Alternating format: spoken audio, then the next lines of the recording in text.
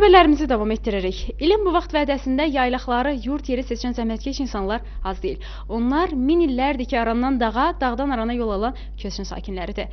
Təmiz havası, rəngarəng mənzərələri, saf suları ilə seçilən yaylaqlardan biri də elə Şahbuz rayonunun ərazisində yerləşir. Əməkdaşlarımız obalardan xəbər verəcəklər. Buyurun izləyin.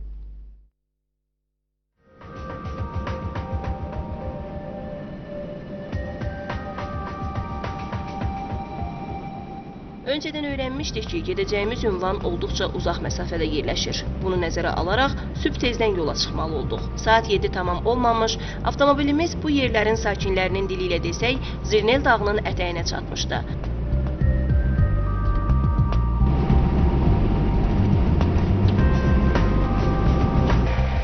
Dağlar arasından ilan kimi qıvrılan yolla yuxarı qalxdıqca təbiət və hava başqalaşır, insan ətrafdakı mənzərəyə heyranlığını gizlədə bilmir. Yol boyu çöllərə döşənmiş otların arasından süzülən kəklik, qaçan dovşan gözümüzdən yayınmır. İrəlidə bundan da gözəl mənzərələr bizi gözləyir. Abdullah Şaiqin köç əsərində deyildiyi kimi, Azərbaycan, doğma vətənimin necə də gözəl təbiəti vardı.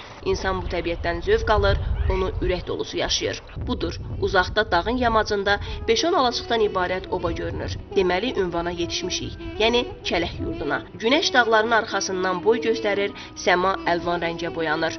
Günəşin şüalarının parıltısı qanlı gölün ləpələrində əks olunaraq bulud kimi axır.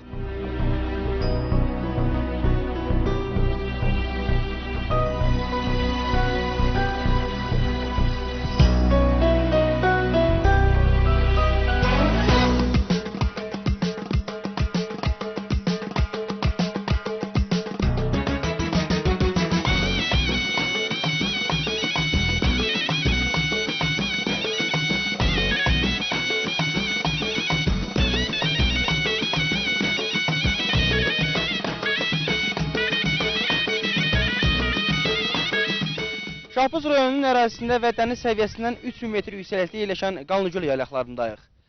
Özünün təbii coğrafi şəraiti ilə seçilən bu məkan hər zaman heyvandarların, maldarların və digər sahibkarların müvəqqəti yaşayış məskəninə çevrilib. Elə bu yaylaqdan bu gün də səmərəli şəkildə istifadə olunur. Biz obaya varıb toxlayanda öyrəndik ki, çobanlar qoyun quzunu çoxdan otlağa qaldırıblar. Çünki hava istiləndə sürü çox da uzağa gedə bilmir. Çobanlar deyirlər ki, qoyun quzu nə yeyirsə günəş çıxana dək yeyir. Ona görə də gərək necə deyərlər, biraz yuxumuza haram qataq. Bu məkanın təmiz havası, geniş otlaq sahələri, buz bulaqları imkan verir ki, qoyun quzu payıza kimi yaxşı kökəlsin. Elə buz bulaq demişkən, Qanlıgöl ərazisindəki yaylaqlarda Kələh yurdu özünə məxsusluğu ilə seçilir. Pünhan bulağı, Məsidli bulağı və neçə-neçə diş göynədən su qaynağı var. Bu yurtdakı obalarda hər kəsin öz işi var. Qadınlar isə süddən pendir, qatıq, kərə, şor hazırlayırlar. Böyüklərdən bu əməksevərliyi əxs edən balacalar da işsiz durmurlar. Təbiətin özü ilə vəhdətdə, əli qabarlı insanların arasında biz də vaxtın necə keçdiyini bilmədik. Bir də baxdıq ki, günortadır. Günün günorta olduğunu isə qoyun quzunun mələşə-mələşə arxaca döndüyü an bildik. Quzuların quyruqlarını oynada-oynada analarının yanında oynaşmasını seyr etməyin bir başqa yeri var. Sağım qurtarana dək dincini alan çobanlar yenidən çöllərə üst tutdular.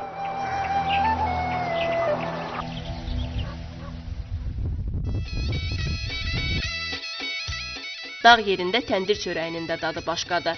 Səhər o başdan xamır yoğrulub, təndir qalanıb və Məmməd Araz demiş, bu minvanla çörək pişib, çoban çörəyi. Halaldır bu çörək, baldır bu çörək.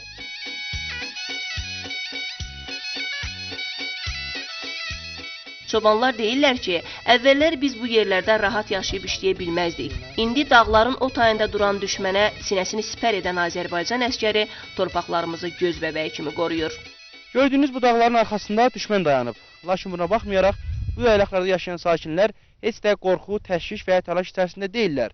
Çünki onları zirvədə qartal təşkərər tutmuş Azərbaycan əskəri qoruyur.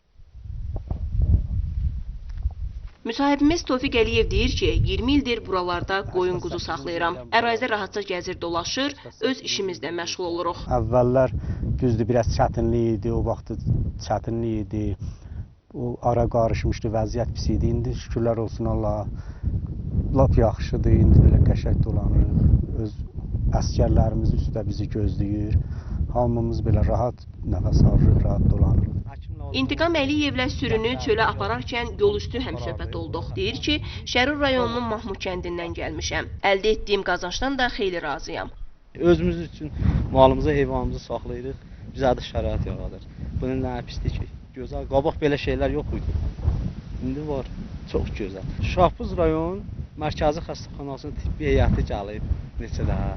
Sağ olsunlar, bizdən maraqlanıblar, xəstəmizdən, uşaqlardan baxıblar. Sağ olsunlar, razıyıq hamısından.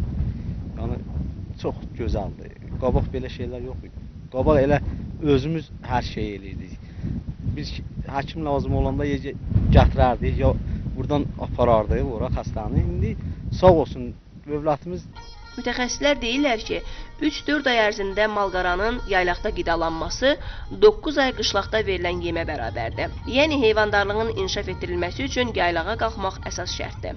Bir sözlə, bu yerlərdə hər şey zəhmətdən yoğrulur. Onlar min illərdir ki, arandan dağa, dağdan arana yol alan köçün bugünkü sakinləridir. Bu yolda qədim türk soyları böyük mədəniyyət yaradaraq dünya sivilizasiyasına bəxş ediblər. Bu, hər şeydən öncə zirvədə qərar tutan oba insanlarının təbiətə meydan oxuması və bütün çətinlikləri ram etməyə qadir olmasının təzahürüdür. Biz də məhz o insanlarla həmsöhbət olduq. Muxtar Rızazadə, Lalə Hüseynova, Razim İsmayıllı, Elşad Heydərov. Xəbərlər.